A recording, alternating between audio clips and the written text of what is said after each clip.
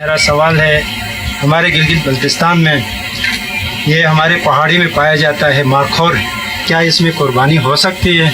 اس کو شکار کے بعد یہ کچھ لوگ اس کے اندر بوسہ بھر کے گھروں میں ماروں کے لیے رکھا جاتا ہے، کیا جائز ہے؟ ارشاد فرمائیں۔ یہ مارخور ہمارا پاکستان کا قومی جانور ہے، یہ پہاڑی بکرا ہے اور یہ وحشی ہے، جنگلی جانور ہے۔ جنگلی بکرے کی قربانی نہیں ہوتی۔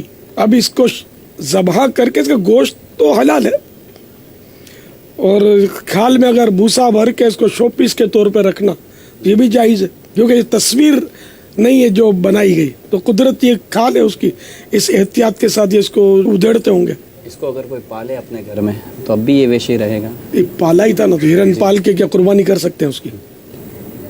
وحشی صحیح، ہرن بھی پالی جاتی ہے۔ واللہ تعالی اعلم ورسولہ اعلم عز وجل وصلی اللہ تعالی علیہ وآلہ وسلم۔ صلو علی الحبیب